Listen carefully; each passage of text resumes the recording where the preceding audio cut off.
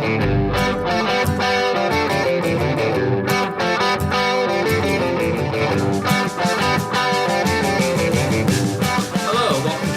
Benchwarmers Podcast, Episode 6. I'm Casey Coggins, here with Alvin Hebert. We here. And Andrew Lira. It's baseball season. Pretty much, yeah. With the playoffs starting tonight as we're watching the game. Oktoberfest, it just comes hand in hand, beer and baseball. Yeah. Beer and baseball. Basketball's right around the corner. Bratwurst and hot dogs, and then, yeah. This is the best month of the year. Great time to be alive. You're in the middle of football season, too, so it's like you about to have three... Yeah, and we've got all the ugly football behind us with weeks 1 and 2. Like, so all the teams Wheels now are starting. Rolling.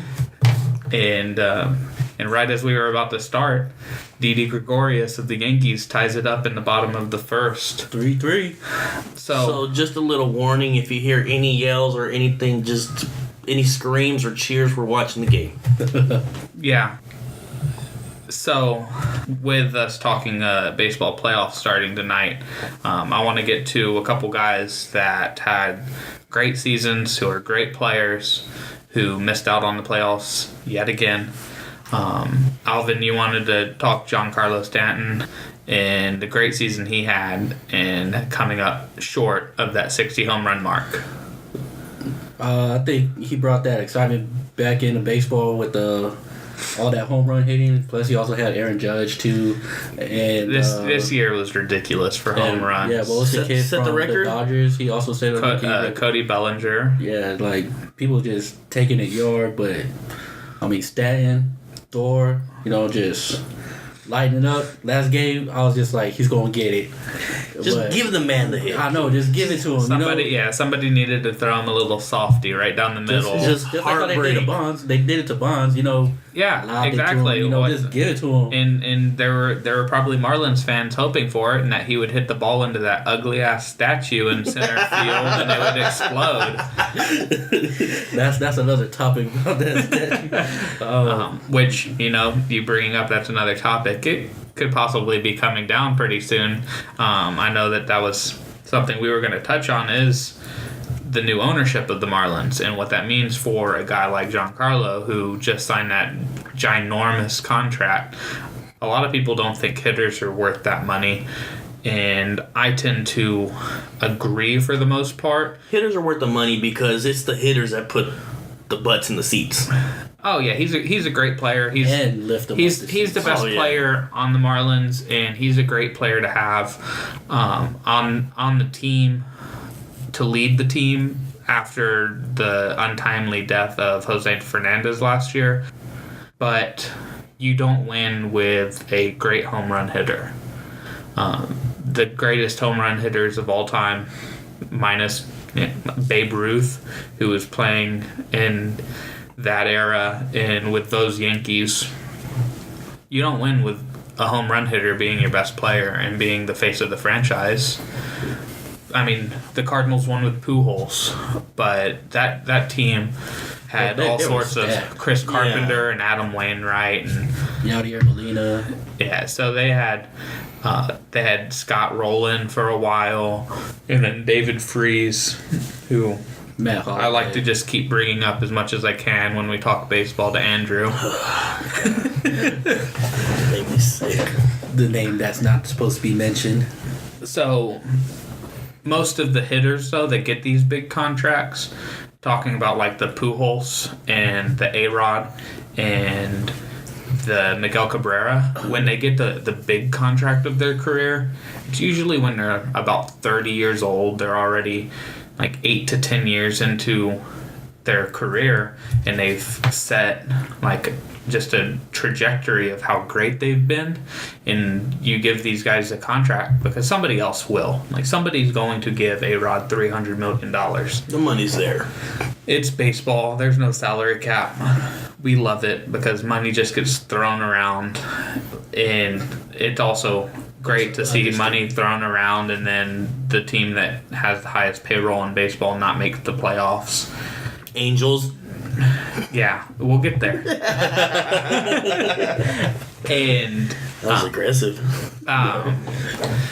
But like Miguel Cabrera got it at 30 years old, and they signed him to this 10-year, like $300 million contract. So you're going to be paying somebody who's going to be 36 to 40, who's going to be way past the prime of his career, $30 million a year.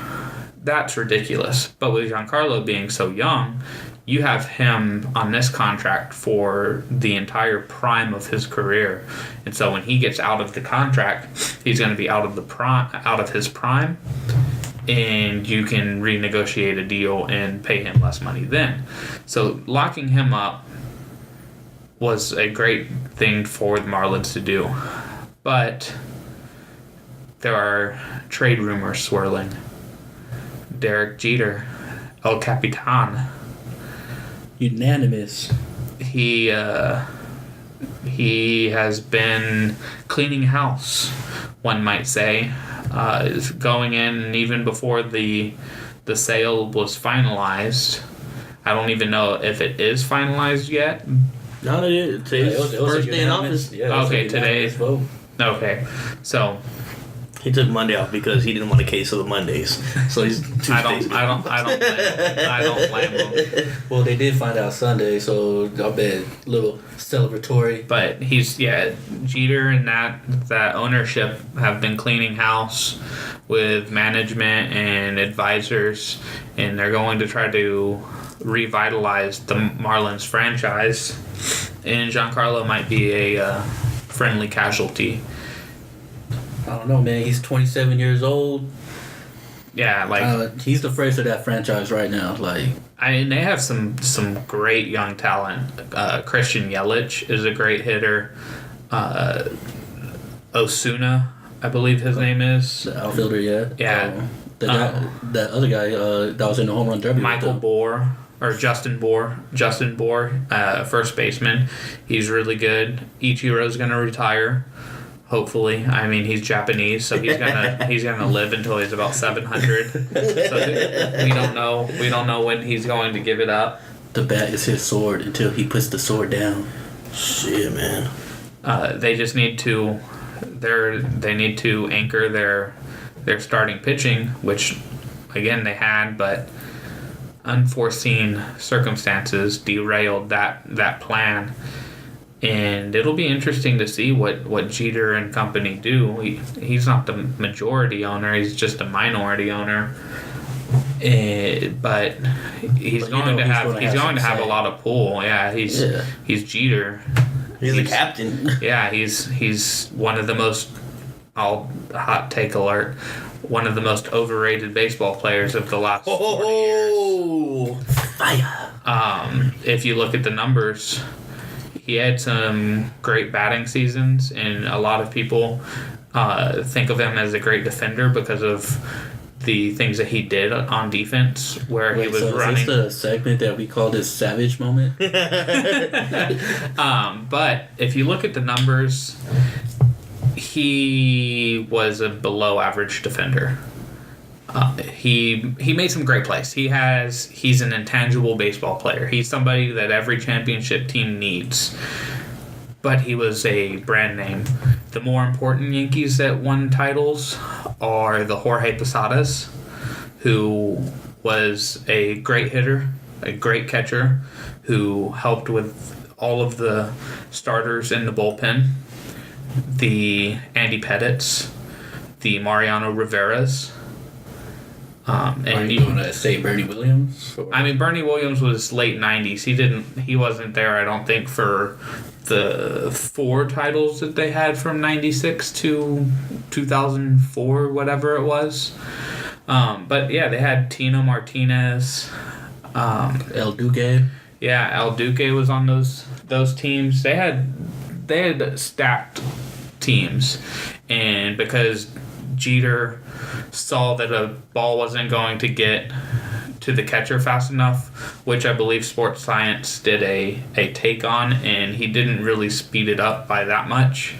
But you see him running down the field, picking up a ball as a relay throw and tossing it to the catcher against the Athletics.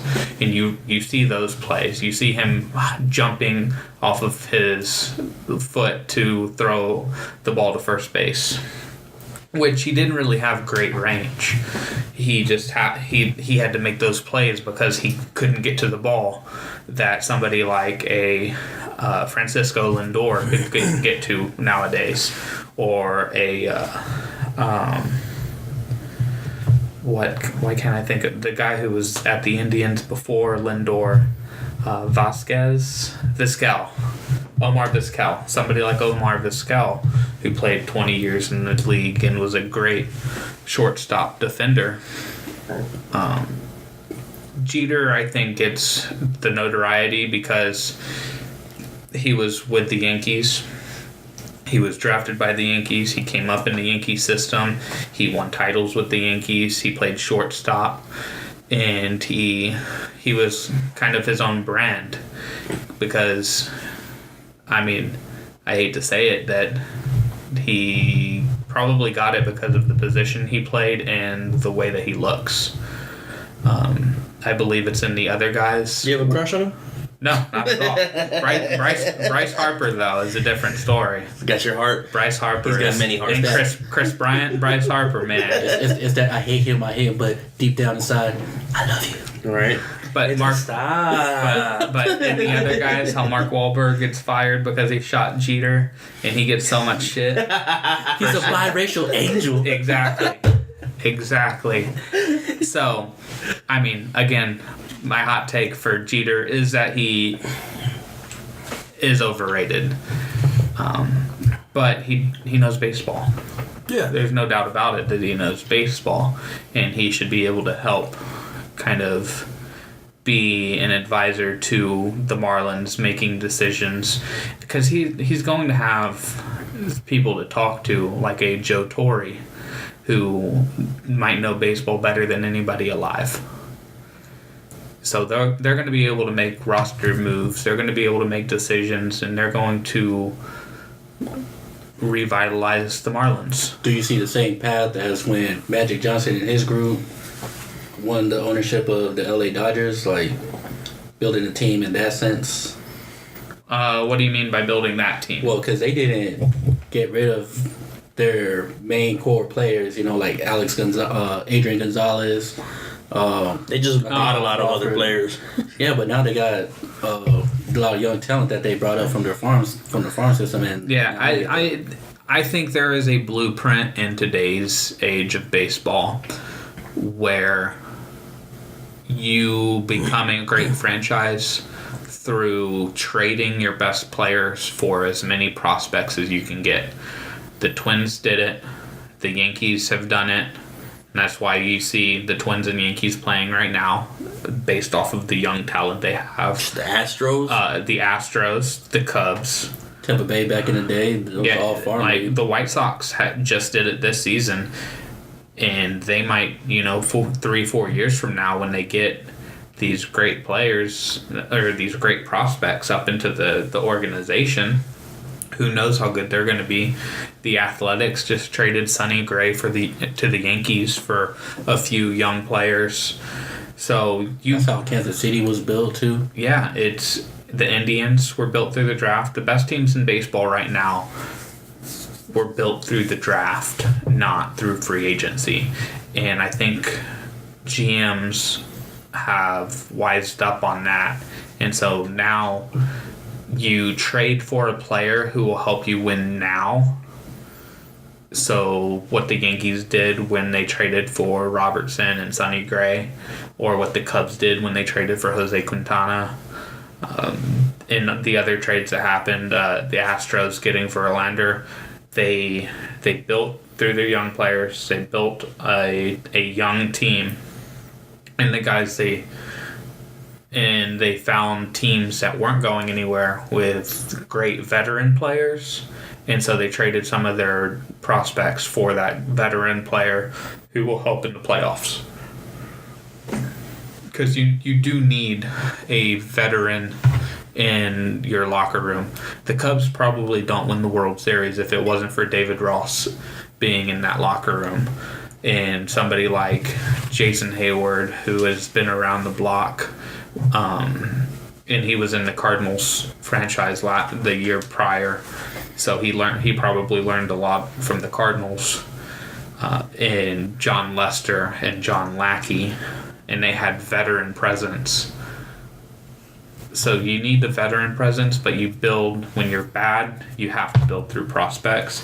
In the Marlins, I think I could see them trading Stanton to get the picks and the prospects of a team that might need somebody like Stanton. So you're talking about trade Stanton for your whole farm league. Yeah, I mean, try to get right. I mean, you're gonna get a lot for him. It's Stanton in his prime. I mean, I don't know. I don't know what kind of picks and what kind of farm system the Marlins have right now. So I can't truly say that they should trade Stanton, because you don't ever want to trade a player that good, especially when for a while there they were on the cusp of being a wild card team, and they have been for the last few seasons. They've been right there, and then towards the tail end of August and September and towards the playoffs of the season, they start just falling off. Well, that's why I don't think they should plan on trading him unless, some mega deal just falls in your lap. But you don't want to trade somebody that young.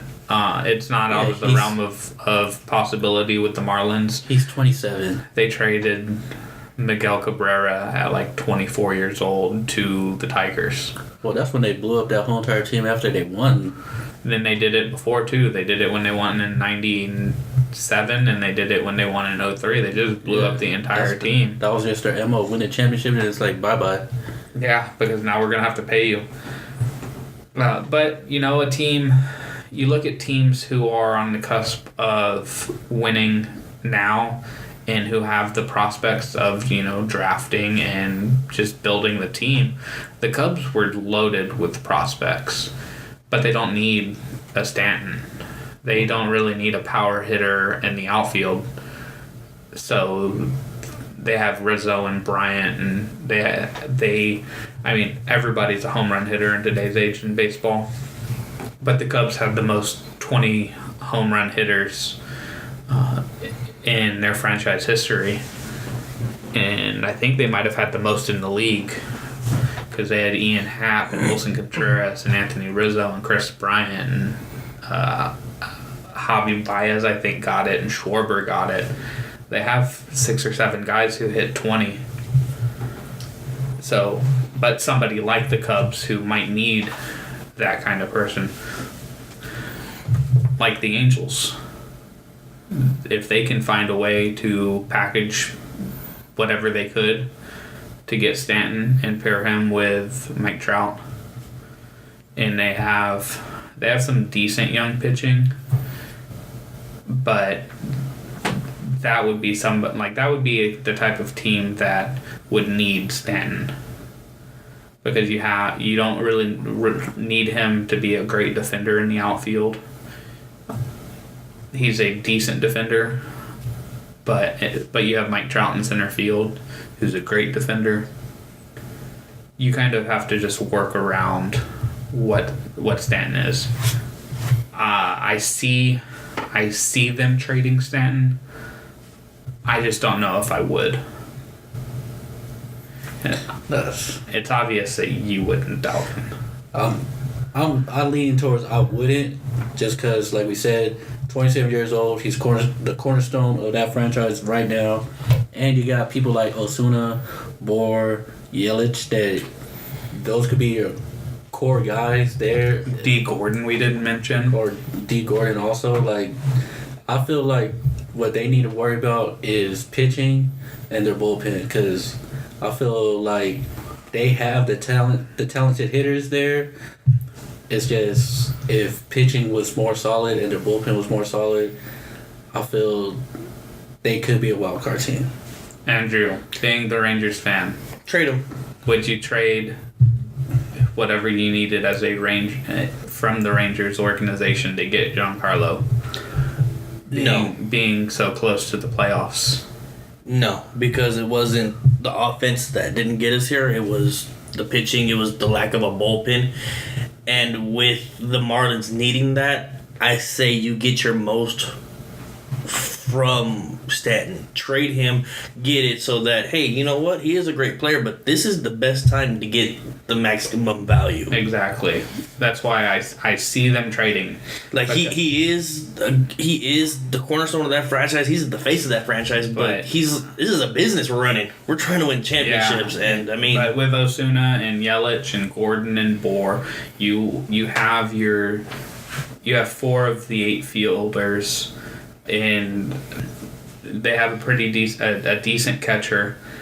So if you can try to package the Stantons for good young pitching prospects, guys that can grow into their role, you might lose for the next 2 years. But what difference does that make? You've been losing for the last 13. And that's Stanton's point.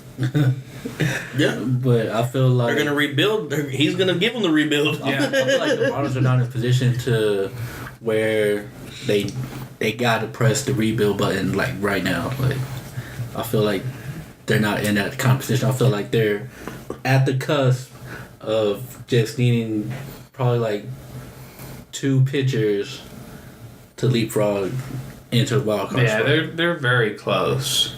And I didn't pull up their roster to see what are the drastic needs. I think they signed Edison Volquez.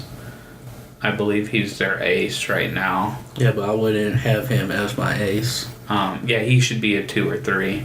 He's not going to be your... I'll say 3 for sure. Your Klubers or your Kershaws.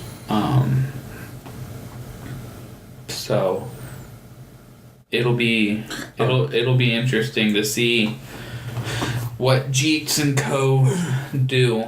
But let's get to another team that didn't make the playoffs, the Angels. And Mike Trout, best player in baseball. At least he's the best position player in baseball. It gets tricky judging who the best player in baseball is when pitchers don't have to really defend much and they don't have to hit, especially in one league where you have a DH. And they don't play every day. Yeah. So determining who... Sweet gig, man. You could argue... play once a week? You can make an argument that for 15 years, Mariano Rivera was the best player in baseball because you knew he was going to come in and lock it down. So if you got to him, you were set. And, when you think of best players in any sport, a lot of it comes down to dependability. Is who can you depend on every single time that they're in the game. So with somebody like Mike Trout or Clayton Kershaw or Chris Bryant or the Mariano Riveras, you depend on those players every time they're put in the game because you know that they're going to do their job and they're going to produce. The people who don't produce every day, who are more staticky. I'm a Cubs fan, so I know more about the Cubs rosters than in the shakiness of some of their players. Javi Baez has all the talent in the world, but at times you can't depend on him to get the crucial hit. He's getting better at it, but you can't depend on him to do that. He can get kind of flashy in the field, so sometimes you can't depend on him to make the correct throw. He's a home run, go for it all kind of player. And Kyle Schwarber, who got Josh Hamilton, who got demoted earlier in the season. Those types of players who produce unreal numbers, but will also strike out a lot. Not the greatest defenders. Guys that you're not sure if they're going to be the guy you need in that moment. With Trout, you know he's going to be the guy. And it's unfortunate, but he's missed the playoffs every year he's been in the league but one. He has one postseason appearance in his 6 years that he played over 100 games. The guy is an MVP, Rookie of the Year, 5-tool player, competes for the Triple Crown every year, could win Gold Gloves, Silver Sluggers.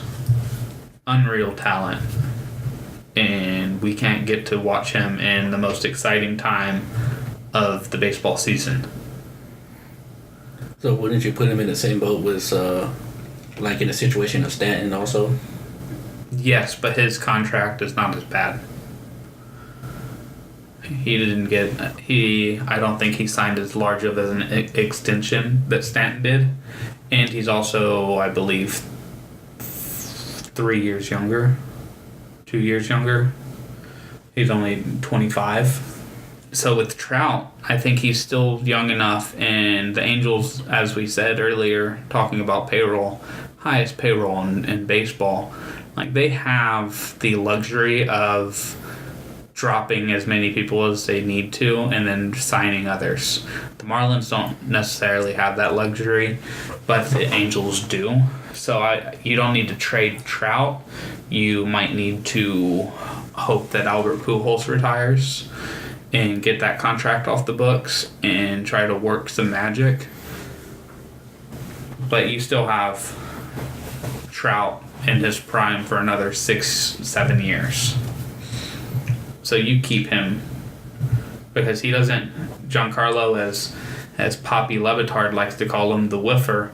Like, yeah, he hits 59 home runs this season, but he also struck out 160 times. Mike Trout.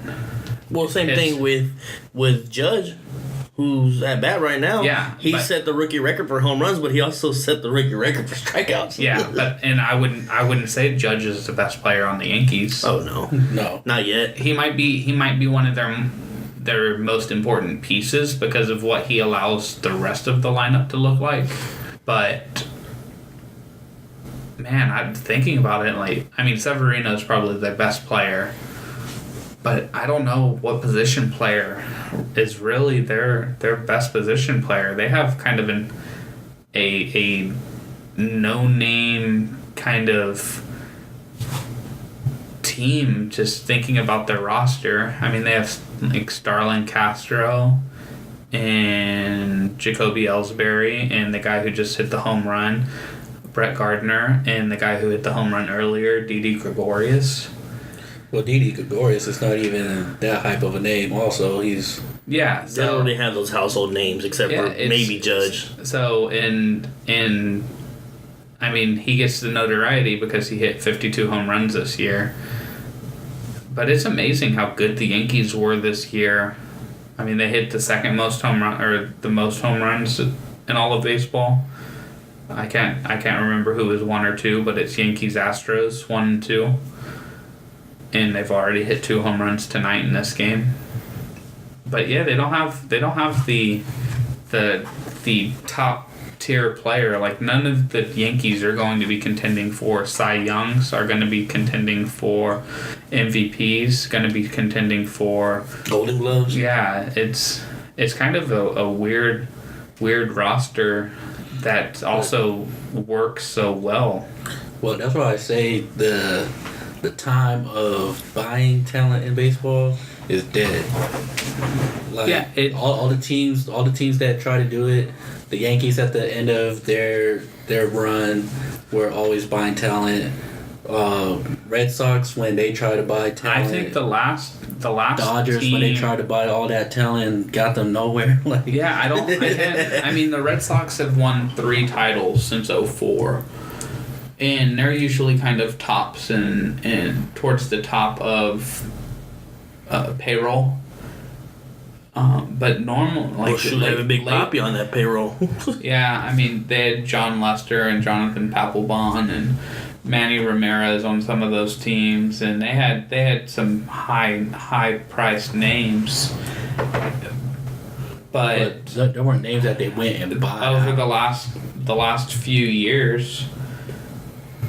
the teams that win it all are the teams that don't have the highest payroll. They have they don't have the lowest payroll, but they have kind of a middle. They're like right there in the middle. Yeah, and the Cubs' payroll is starting to get a little higher and starting to get higher, just because their players are getting older.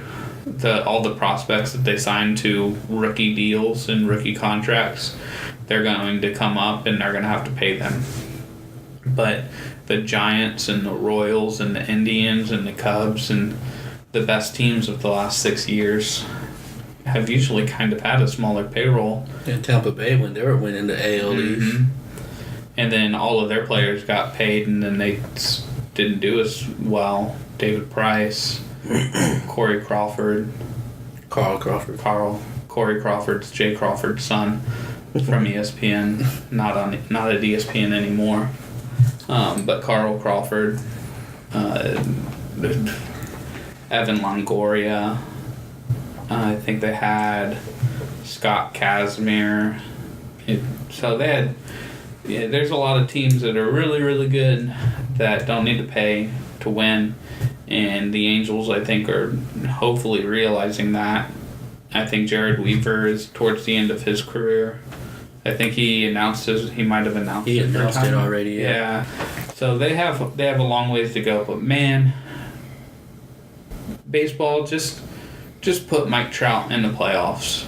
Like, just allow one team to sign him for a postseason contract. just bounce him around. Like, put him on the worst team, the team with the lowest record, the worst record that makes it to the playoffs. Just put him on that team. Just put him on a wild card team. Yeah. It's like soccer. Give him a loan contract. Right.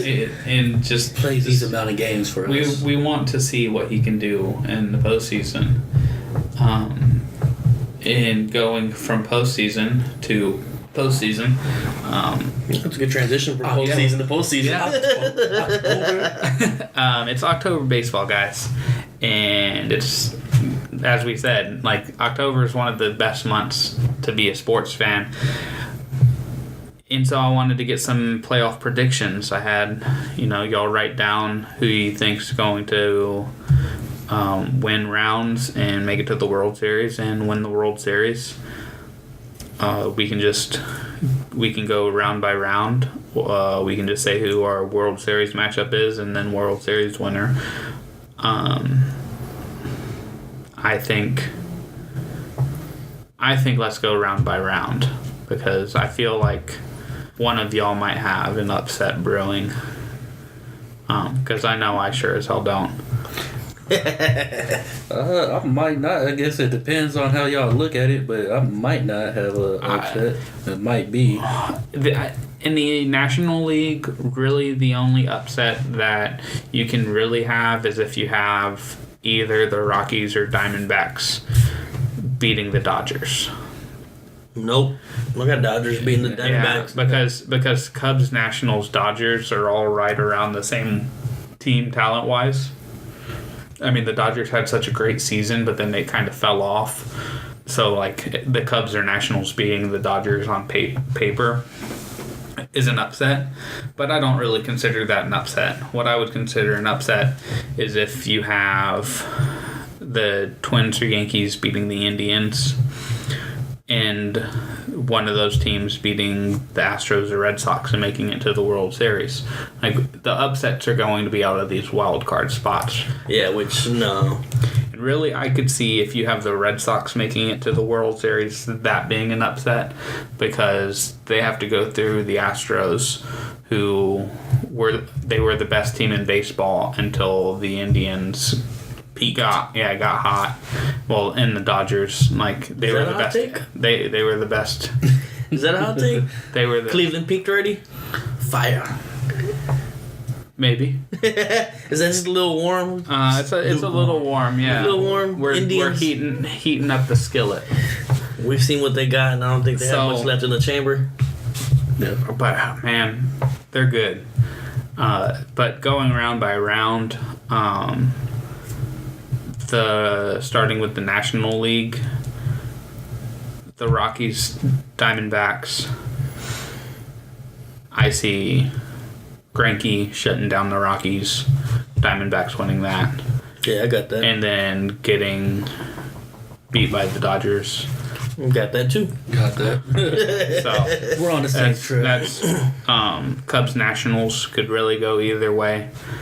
I have the Cubs winning that series. There's going to be a slight homerism here. It's just a slight? Spoiler alert. Hey, man, you got your championship already. I'm greedy, motherfucker. So, yeah, I have the Cubs winning that. So, do you have the Nationals taking it? I've got the Nats taking it. I got the Nats taking it. Bryce Harper is back.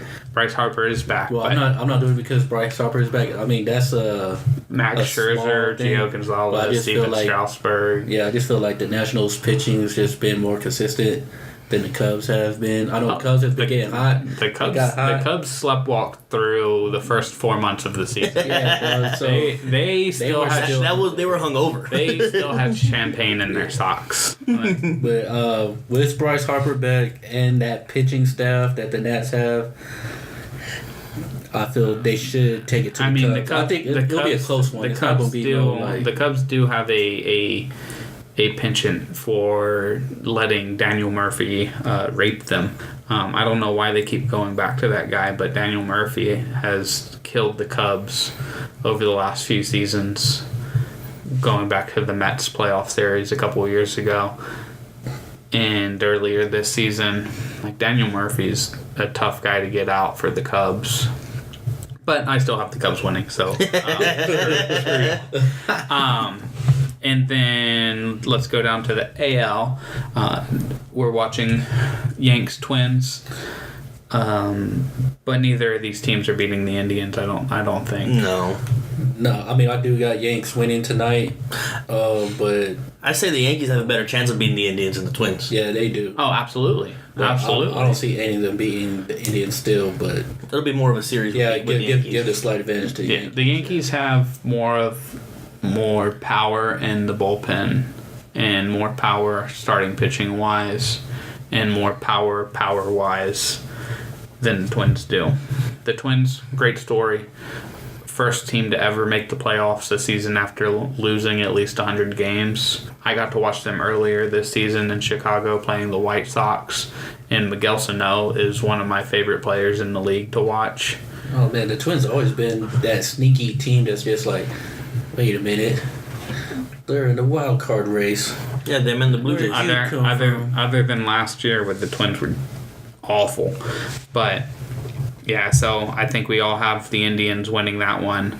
And then Red Sox Astros, who y'all got? I got the Stros. Got the Stros. Same here. So we're pretty much consistent on the board other than my Homer pick. Call it what it is.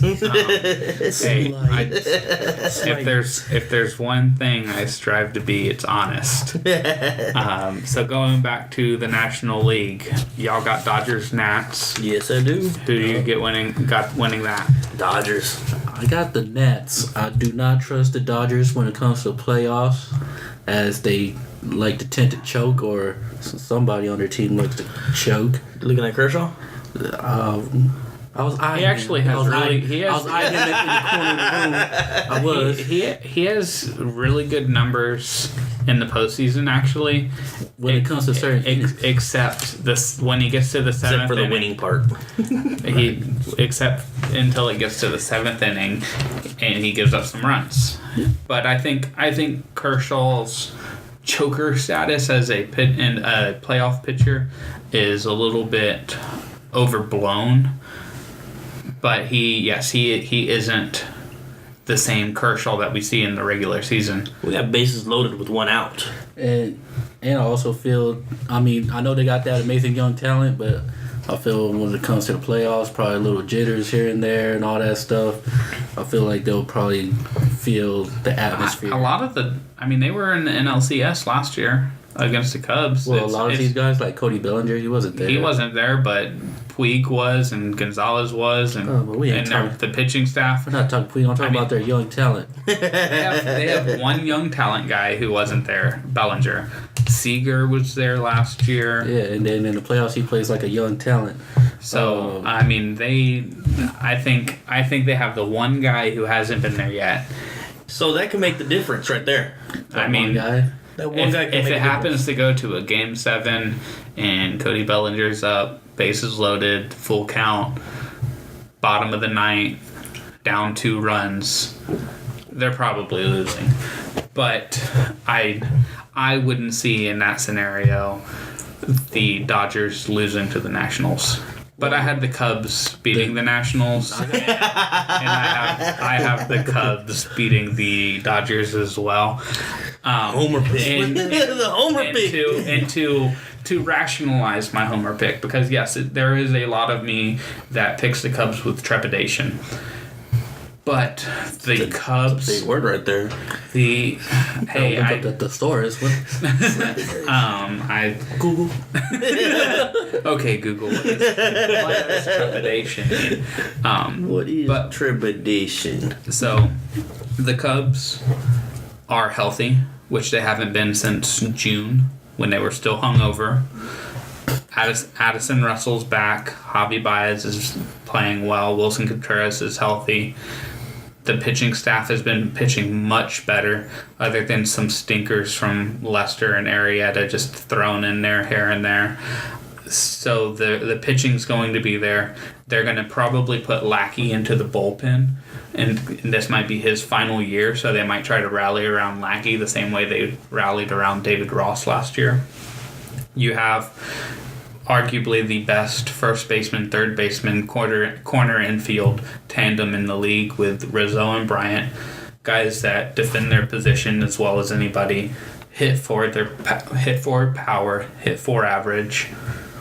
And then you have Jason Hayward, who's the best defensive outfielder in the league.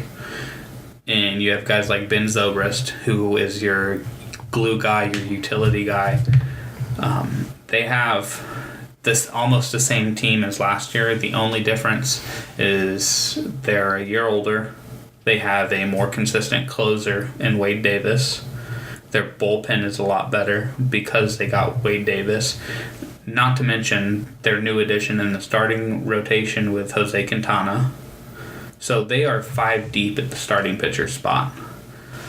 And that's what I feel about the Nats too, because I don't want my family in California to be all like, oh, you're just a Dodger hater, so that's why you don't pick them to go to the World Series or always losing in the playoffs.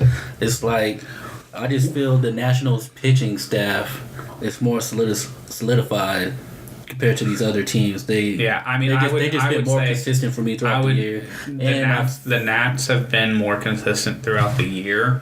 But I would say the Cubs probably top to bottom have a better pitching staff from starter to bullpen. I think it's up there. That's probably like a debate that we could have. Also, I didn't feel like the Nats lost a step when Bryce Harper went down. I felt like they just kept it at a even keel. Yeah, I mean, there was no real lows. I don't think there's a bad National League representative in the World Series out of the Dodgers, Cubs, and Nationals. I see the Cubs taking it and making it to the World Series again. You see the Dodgers, Andrew, and you see the Nats, Alvin. Like, I don't think any of these picks are bad picks. Yeah, they're not bad picks. We just see things working out differently. What I was going to say about the Cubs as well is I think they are now figuring out who's going to be in what role. They are starting to peak at the right time. And I just see them rolling through the National League and making it back to the World Series. And speaking of peaking, we were bringing up we were warming up the skillet. I think the Indians peaked too early. Oh yeah. I think that they should have saved that 22-game streak for October. You don't need a 22-game streak, but it would have been nice. Going for the 22-game streak, and they report that they kept it really loose in the locker room, and nobody was really thinking of the streak, and it was just kind of a in the moment type vibe. That's bullshit. That's hard to believe because you see it all over TV. The fans are up there with their signs. They're doing features on the team, and Carrasco making baseball faces of the team, which I thought that was cool. Yeah, it was really cool. He did some really good ones. So I think it's really going to come down to, can Jose Ramirez continue his just unreal hot streak hitting? Can Kluber continue his tremendous year? Can Carlos Carrasco continue his tremendous year? And then hopefully if you get 5 innings from your starters in the postseason for the Indians, you're set. Mm-hmm. Like Andrew Miller, Cody Allen, other whatever his name is, spacing on the other guy. But they have the same team from last year, except they added Edwin Encarnacion. Yep. So they're probably a better team than they were last year. Definitely an upgrade with Edwin in there. I just feel like since they did peak already too high, I won't be surprised if the Yankees make that upset and beat the Indians, even though I don't see that happening. Mm-hmm. But if that does happen, I would not be surprised. But with their pitching staff also and their guys hitting well and all that, they should. So we all have, who do you have? Because we all had Indian Stros, right? Yes. Who do y'all have Indian Stros making it to the World Series? I got the Stros. We're all unanimous there. We all have the Stros, and it's Houston, and there might be a little bit of a we want to see Houston in the World Series. I don't know if you hold any bitterness towards the Astros being a Rangers fan. Oh, you do? I do. But we can talk about it later. But I mean, the Astros have been so consistent all year. They have one of the best hitters in all of baseball in Jose Altuve, Dallas Keuchel, Lance McCullers, Justin Verlander are great three. I was going to say threesome, but I feel like that's not the appropriate word in this situation. No, but that's good top of the rotation type talent. Springer, Correa. I mean, you can just go down the line of how good that team has been and the type of players they have. And I don't think it would surprise any of us if the Indians just walked through into the World Series for the AL. But I think we all feel like they might have pressed the gas too soon, pressed the NOS button too soon. Paul Walkered it. Too soon, Junior. and so we all have the Astros in the World Series against 3 different teams, which should be a tricky situation for the Astros. But the Astros were always that team that was on the cusp too. That it was like if they just get the right pieces together. Yeah. And I feel like this year they went hard to get the right pitching for the playoffs, and that's why they went and got Verlander so hard. So, let's go. Dodgers Stros, who you got? I got the Dodgers. I got the Dodgers taking it this year. I hate you. I'll put the Stros in it, but I'm not gonna have them win it. I dislike you very much. Yeah, I mean, it would not surprise me one bit. I've said it that I think that the Dodgers will win the World Series this year. There's a gut feeling in me that says that it's the Dodgers' year, it's Kershaw's year to have a Madison Bumgarner type postseason run where he just shuts down teams, comes in the bullpen in tight situations, and just has one of those remarkable postseasons that will silence the critics. Alvin. Him.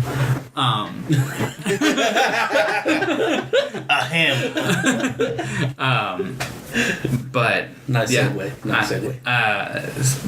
So Andrew, you got the Dodgers. Alvin, Nats, Stros. I do got the Stros. I think it's finally their year. First one in franchise history. I just think they finally Houston put the pieces strong. together. They finally put the pieces together. Houston Strong is on Deshaun Watson's back. Pump the brakes. We'll get there. I just feel like they got the pieces finally together. The puzzles piece fit, and they're showing it. Like this year, they tore it up. It was them and the Dodgers running for the best record in the league until I think the Dodgers went fucking ham. Well, the Indians took it from the Stros. Yeah. During that 22-game win streak, and then the Dodgers and the Stros up until... Well, the Dodgers had that decline where there was... Yeah. Losing like 9 games or something like that. So... We just got to get those out of the way, man. We got one for the Dodgers because he's a Stros hater. Yeah. We have one for the Stros because he's a Dodger hater. And then we got the Homer pick in the World Series. Yeah, who? Homer! Oh, I got the Homer pick. Who's your pick? Let's wait for it. Ladies and gentlemen, I would like to announce that we are going to have a repeat champion. Whoa! Soccer! When was the last time the Cubs won the World Series? He picked the Cubs. Hey, look, if we're gonna go on this whole 100+ year World Series drought, the last time that they had won it before last year, they went back to back in 07-08. 07-08 for those who have been living in a different world. You better clarify that. I mean, if you don't know that they didn't win for 110 years, 109 years, then you really should leave the planet.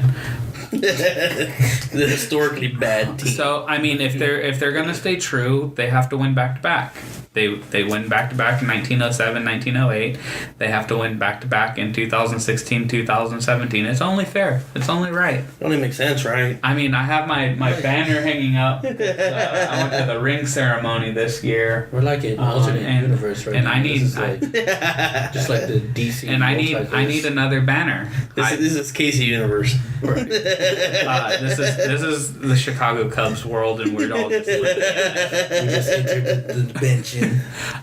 But I mean, with all the scenarios I played out with how the Cubs are now peaking, how they're now healthy, they figured out where to play players, who to play, who to sub, bullpen's locked down, starters are locked down, the trade for Jose Quintana, the fact that they are one of 2 teams to have been there in the playoffs this year. They have all the pieces to do it. And I just said, like, if it's a lot of the homer in me that wants to see a Cubs repeat that trumps my gut feeling of the Dodgers are going to win it, because that is my gut feeling, is the Dodgers are going to win it. But my heart and my head both say the Cubs are going to win the World Series again. And I'm going to be just as excited as I was last year. So let's go Cubs, and let's fly the W. And Bill Murray, let's sing some songs. Go Cubs, go. So we all have different champions this year, and as we keep saying, like, MLB playoffs, super exciting. I smell a bet. Super exciting to watch. We'll discuss that off air. So let's see how this all plays out. Again, go Cubs. But let me slide that in there. I gotta slide. Hashtag for the W. Slide into the Cubs mentions. So we are going to do a new segment in our podcast. We've been discussing. We discussed last week. We want to do a hot and not segment. Crackle. We'll probably change the name because hot and not is, I feel, a little played out. I feel like the who was the hot player of the week and who was the not person of the week. It can be used anywhere. It's kind of like the love-hate for Matthew Berry. Like, you can only do so much, but I feel like we'll come back with a better name for this segment. We'll come up with something. But for now, it's hot. It's not. We are all unanimous on this week. Hot this week is, of course, Deshaun Watson, who helped lead the Texans to a franchise record 57 points, threw for 4 touchdowns. Was not expecting that. Ran for 1 touchdown. I had him on my bench in fantasy football in one of my leagues. Did you cry? A little bit. There were tears that were flowing down my face, especially since the quarterback that I benched him for was Marcus Mariota. Oh. I feel your pain because I had Mariota in my other league too, starting. Oh. Yeah. Oh, my other league, I had Cam Newton on the bench and benched Matt Ryan, or had Matt Ryan starting. For whatever reason, I had a terrible fantasy football week, but that's besides the point. Deshaun Watson, not only did he blow up against the Titans, and it's pretty much solidified his role for the Texans for the next 12 years. He also is a man of great character and integrity, and he's dealt with adversity in his past, and he had people help him when he was growing up through hurricanes and tragedy. And with everything going on in Houston, he donated his game check to 3 cafeteria workers who lost everything in the hurricanes. So not only did he show up on the field, but he showed up off the field. And that's going to always get the hot player of the week his maturity level's just it's out there. Like him and Dak Prescott, like for the longest time, people wanted to knock the intangible, the it factor, the X factor in players and in quarterbacks of why they're good, because you can have a guy who can't necessarily throw the ball as well or read the coverage or do certain things that a quarterback should. They might not be able to do things that Peyton Manning and Tom Brady and Aaron Rodgers can do, but they still win football games because they just have this insane ability to will everybody around them and have everybody rally around them, be the leader, and be just, when everything's going wrong, you look to a guy like a Deshaun Watson and you don't feel that way anymore. You're like, oh, we'll right the ship. This is fine. So, it's like he's put he's probably taking over being the face of that franchise. And it kind of sucks because he's the quarterback. Quarterbacks, I think, get way too much credit. And they also get way too much blame. And J.J. Watt has been the face of that franchise for so long. But before Deshaun Watson, you couldn't say the Texans could possibly be a playoff contender because they were so limited offensively. They've never really had a great offense. Well, when they had Matt Schaub, they had a decent offense. They had a great running game with Arian Foster. But Matt Schaub, he wasn't a good quarterback. You're not going to win a Super Bowl with Matt Schaub. You could win a Super Bowl with Deshaun Watson because we've seen teams win Super Bowls with players like Deshaun Watson. Russell Wilson is a player like Deshaun Watson. So, and I mean, there's going to be the controversy like, oh, well, this team's really about the defense. Why are we giving him the face of the franchise label? Like the Richard Sherman, Russell Wilson off-season discussion that was being had. That could possibly happen with the J.J. Watt and Deshaun Watson. But it's amazing how good Deshaun Watson has been for the Texans. and will continue to be. Andrew, you're pretty intense on this baseball game. Any thoughts on Deshaun Watson? I mean, shit, we've seen what the kid has done this last week. I mean, those 57 points, it wasn't nothing. It's a franchise record. He's one of 3 rookie quarterbacks to pass for 4 touchdowns and run for a touchdown in the game, with Fran Tarkenton and can't think of the other guy. But yeah, he smashed records. He's showing he's the truth so far. He's living it up. So. Yeah, and it's, I think only one of us picked the Texans to make the playoffs. Because you didn't. I had to. No, but, I mean, lowly ass Titans. I did too. I thought the Titans were going to be second best team in the AFC. That's what I thought. They was ready to make that jump. They have not. Their offense has had some issues. I mean, don't get me wrong. They're going to come down. Houston's going to come down. We'll see. I mean, we got a big game for them. We'll see what happens against the Chiefs. But enough on Deshaun Watson and the Texans. Are not person of the week, and I've been saying person on purpose because he's not a player. He is only one in his mind. He's also an inanimate object.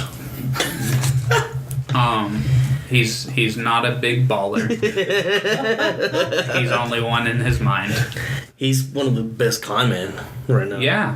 He's talking about you, LeVar Ball. You just pulled your kid out of high school. You say you're going to homeschool him his last 2 years of high school. So he's not going to play high school basketball. He's only going to focus on the AAU. That's on top of not playing college ball. Which also, which makes sense, is AAU has become the more important type of league and where to play. And, I personally think that it might be the right move for LeVar and LaMelo to make LaMelo the best player he can be, because that's what LeVar was saying. What his reason is he's going to try to make LaMelo be the best player in the league. Like he's just trying to train him to be one of the greatest of all time. And I understand that. I'm not a dad, but I can understand how a dad would want their son to be able to work on his craft and become the best person at that craft that he can be, whether it's basketball or plumbing or carpentry. You would want your son to be the best they can, and if this is the best way to do it, as long as he gets some kind of education. And homeschool has certain regulations. My question is then, why didn't he do that with the other two? Why he's doing it now with LaMelo? Because I think there's kind of that old adage that you don't know what you're doing with the first kid, and you're learning as you go. Yeah, and so by the third kid, you're like, wait. He just went through this with Lonzo. He just went through the whole high school college draft thing. So it's fresh in his mind. He understands how the college system's going to work. That high school basketball isn't going to make, because I think Lonzo was the number 2 recruit. He wasn't the number 1 recruit. I don't even know if he was the number 2 recruit. So high school basketball didn't make Lonzo Ball the player he is. It just allowed him to play basketball. And there are so many different ways to show yourself now as a basketball player. There are players in the NBA now that skipped college, went over to China, played a year, came back and got drafted. Brandon Jennings did it. Emmanuel Mudiay did it. Somebody else did it recently that it's not coming to my head. But it's not crazy to see him homeschooling. And what I want to know is, what kind of say did LaMelo have in this? Did he have a say in this? I doubt that he had a say in it. Because, he's 16, 17 years old. He's a junior in high school. Yeah, he has 2 more years of high school left. The 2 better years of high school. Yeah. And you're just gonna get pulled from it? Like, no, just because. I mean, I've seen it. My best friend in high school, he got withdrawn from school by his mom, and he never ended up getting a degree. He didn't even get his GED. His mom went into the office and just pulled him out. I mean, he wasn't a great basketball player, and he wasn't going to go anywhere in athletics. So it's worse in his situation than it is in LaMelo.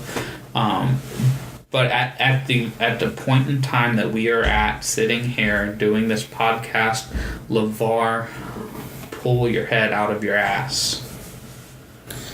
He lives in a fucking fantasy world, man. It's almost as crazy as Casey's Cubs fantasy. Hey,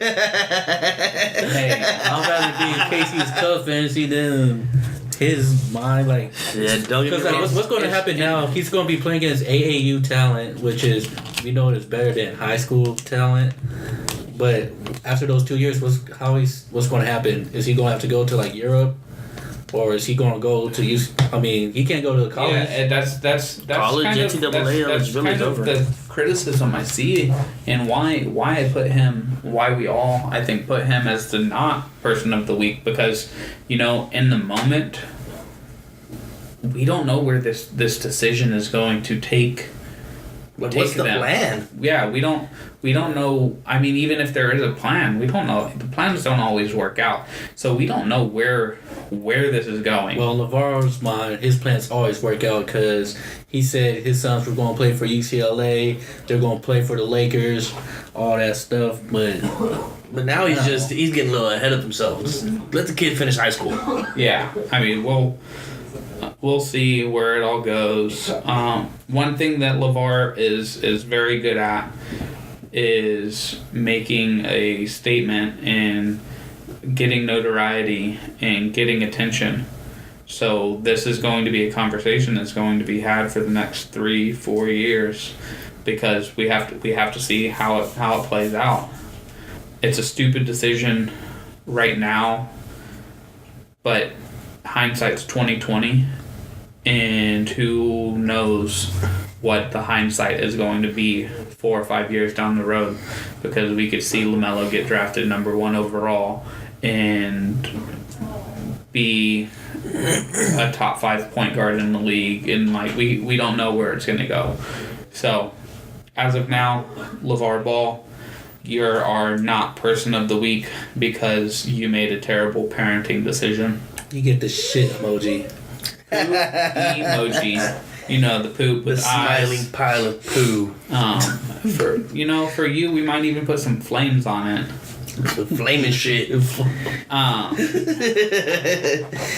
That Taco Bell doo-doo. Another segment I wanted to start this week is I want us to do a lock of the week. And by lock of the week, I want it to be a bold prediction that we're going to lock in, and we're going to be held to it. I'm going to let these guys go first, though, because I got a nice one, I think. You got an ace up his sleeve? Yeah, I got a couple. So you or... I'll go first. Let's see what you got. My bold pick, I got Deshaun Watson. He's going to just ride this wave that he's on, and he's going to hand Kansas City that first loss. First loss, Kansas City? Yeah, but... I mean... Let's make this a little bolder. What kind of numbers do you think he's doing? Oh, yards, touchdowns. Like, how are they going to do? I don't see another 57. I don't see another 57-point performance. I do see maybe roughly 35. Call it 35 points. He's gonna have all 5 touchdowns. 2 are gonna be rushing. He's gonna have all 5 touchdowns. He's gonna have all 5 touchdowns. 2 of them are gonna be rushing. 3 of them are gonna be passes. Spicing it up a little bit. I like to see that. Right. They're gonna be red zone rushing touchdowns. Watch. I'm gonna keep an eye on that because I'll be texting you, bro. So it sounds like I'm starting Deshaun Watson this week. Because Peters is gonna have something to say about that. Yeah, that Kansas City Chiefs defense is tough, but We'll see. Deshaun Watson, like we said, looks like the real deal. But let's see who can stay off the field longer. Which defense? That's Andrew's lock of the week. Deshaun Watson beating the undefeated Chiefs. 3 passing touchdowns. 2 rushing touchdowns. 2. Will Fuller? No. DeAndre Hopkins. All 3 to Hopkins? All 3 to Hopkins. I think that's even more of a bolder statement than This is gonna be that game. It's like, you mean we're on the same frequency right now? Hold on, DeAndre Hopkins has an actual quarterback again. He leads the league in receptions. What? He leads the league in receptions right now. All right, Alvin. Let's see what you got. Can you top that? I say Mitchell Trubisky. Since he's going to be starting Monday Night Football against the Vikings, right? Correct. And I don't think the Vikings defense has been what we hope they held the Lions to 14 points. Who did they shut down the Saints offense? That's the Saints. Did you see what the Saints just did to the Panthers? Yeah. That's the Panthers.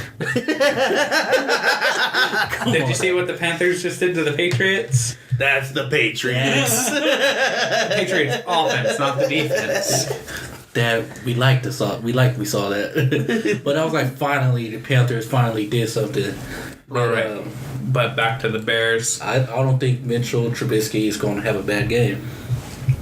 I'm gonna need you to spice it up. We're gonna need to spice this thing up. Dude, on a spice level, that's like that was habanero sauce. Man, that's habanero spice. That's an HEB. That was like poblano spice. We need to get up to like habanero. Man, that's not even poblano. That's a damn bell pepper. I see him throwing for like 240, 250, 2 touchdowns, 1 interception. So you're saying he's going to not wet the bed? Yeah, that's exactly what I'm saying. He's going to float. He's going to tread water. And Howard's going to carry them. Man, that is as bold as white rice. Like, God damn. Hey, why do we got to bring color into this? I'm talking Mitchell Trubisky here. Not no Deshaun Watson or... Yeah, I mean... Talk about Mitchell Trubisky. It is a bold prediction that the Bears will beat the Vikings with Trubisky starting for the first time. He didn't even say they were going to win. He just said he's going to keep them floating. I just said that it's going to be a close game. He's going to have a good game. It's not going to be a bust game for him. He's going to... That's not so much a good game. Your shit's weak. Shit's weak. all that shit Lamar took it. That's why he took the shits with the fire. Oh man, didn't leave much for anybody else. All right, well, Alvin, you gotta step your game up for next week. We'll leave you with your Trubisky for this week. But now let me drop this on y'all. My lock of the week, keeping with my theme of tonight's podcast. The Chicago Cubs this week will sweep the Washington Nationals. Oh my God! They play the first 2 in Washington on the road. What? That's the homer pick of the week. And like I said, they have their starting rotation is set. They're looking at starting Kyle Hendricks, who was second in Cy Young voting last year, who has stepped his game up over the last couple months. Jose Quintana, John Lester, Jake Arrieta, Lackey out of the bullpen, Rondon, Wade Davis, all of the hitting that they have right now. They're peaking at the right time. They're on fire right now. Not only are they on fire, they're gonna sweep. They're going to sweep the Nationals. Not just beat them, they're gonna sweep them. Yeah, and I wanted to make sure. That's that Cubs fantasy land. I wanted to make sure that they were going to play all 3 games before we podcast next week. In the night before we podcast next week, will be game 3, and then y'all will walk in my house. Y'all will walk in heads down because the Cubs swept the Nationals. Lock it in. That's a hot take. I came with shit. Fire on hot takes. I got Jeter overrated, Cubs sweeping Nationals. We'll call this podcast the hot take. Casey's savage moments. All rolled into 1 hour. Because it doesn't happen very often. This guy straight up said Mitchell Trubisky having an okay game. I said 2 touchdowns and 1 interception. Against the Vikings. The Vikings. You were just saying. I think he got those numbers backwards. It's gonna be 1 touchdown, 2 interceptions. Yeah, but that wouldn't be a bold prediction either. And he was saying that the Vikings defense hasn't been as good as it has been. So Mitchell Trubisky will tread water. Bold prediction. Hey, I didn't go on no acid trip talking about Cubs sweeping the Nets. Hey, I haven't tripped my acid yet. You played it safe. Oh my God, you played it safe. You tripping balls acid right now. Tripping balls. We'll see. We shall see. And that is going to be a wrap for this week. I think we had talked enough, and I'm sure y'all are tired of hearing my voice. My nasally, whiny voice.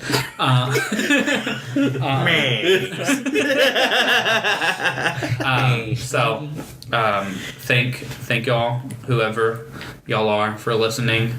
All 6 of y'all. This has been the Benchwarmers podcast. I'm Casey Coggins, signing out with Alvin Hebert, poo emoji, and Andrew Lara. See ya. See y'all next week. We are